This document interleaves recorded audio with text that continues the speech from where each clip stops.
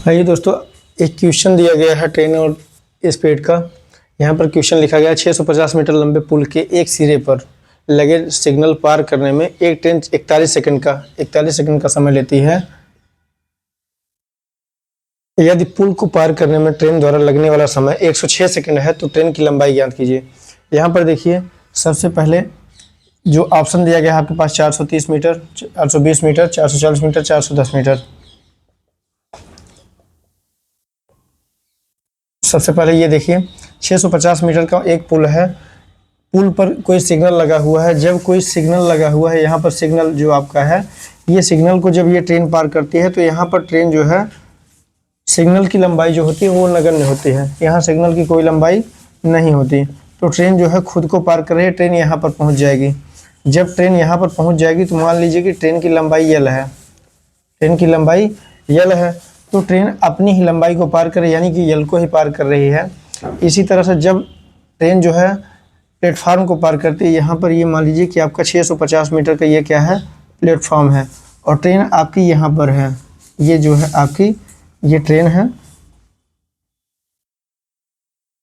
ये जब यहाँ से ट्रेन ये पार करती है इसको, तो ट्रेन ये प्लेटफार्म को पार करते करते ट्रेन का जो अंतिम सिरा होगा वो यहाँ होगा और ट्रेन यहाँ पर पहुँच गई होगी। ट्रेन यहाँ पर जब पहुँच जाएगी तो ये ट्रेन यानी कि अपनी लंबाई यल को और प्लेटफार्म को दोनों को पार कर रही है। तो ट्रेन अपनी लंबाई यल को और जो है 650 मीटर लंबे प्लेटफार्म को पार कर रही है। यहाँ जब ट्रेन जो है सिग्नल को पार करती है तो केवल यल दूरी तय करती है बस। लेकिन जब ट्रेन जो है प्लेटफार्म को पार करती है तो 650 मीटर प्लेटफार्म की दूरी प्लस अपनी लंबाई यानी यल, ये दूरी पार करती है। तो यहाँ पर हम कह सकते हैं कि चाल बराबर होता है दूरी बटे समय। चाल बराबर होता है दूरी बटे समय। चाल बराबर दूरी बटे समय होता है। ये फार्मूला यहाँ साइड में लिख देते हैं। चाल बराबर होता है दूरी बटे समय। दूरी बटे समय। अब चाल, चूंकि ट्रेन दोनों की ट्रेन वही है तो चाल एक ही रहेगी। दूरी यहाँ पर जो है पहले वो यल पार कर रही है, यल के बाद फिर समय कितना ले रही है, 41 सेकंड का समय ले रही है। लेकिन अब जो है ट्रेन यहाँ पर यल लंबाई प्लस 650 मीटर, ट्रेन अपनी दूरी को प्लस प्लेटफार्म की लंबाई को 650 मीटर को जब पार करती है तो ट्रेन लेती है कितने समय, 106 सेकंड। 106 सेकंड।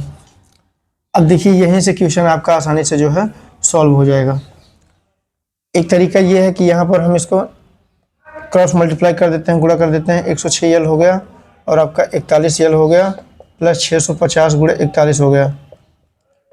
अब जो है हम पक्षांतर जब करते हैं, ये इसको इस साइड लाएंगे तो यहाँ पर ये बचेगा। 106 में से 41 घटाएंगे, ये आपका आएगा 65 यल। 65 यल के बाद ये आ गया आपका 650 गुणे 41।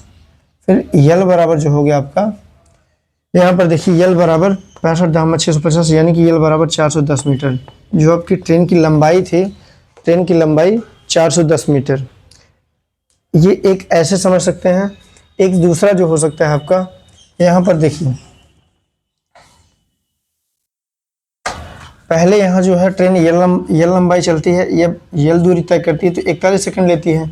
उसके बाद जब यल प्लस 650 मीटर जब चलती है तो कितना समय लेती है, 106 सेकंड। तो हम देख सकते हैं यहाँ पर दूरी कितनी बढ़ी है।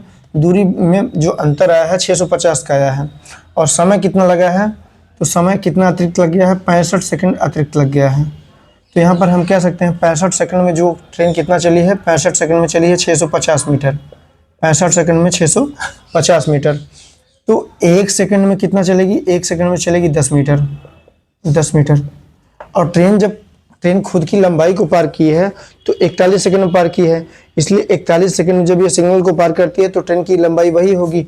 इसलिए ट्रेन की लंबाई बराबर 41 सेकंड चली है और 1 सेकंड में 10 मीटर चलती है, तो 41 गुणे 10 करेंगे, यहाँ पर आएगा 410 मीटर। यही आपका आंसर है ये।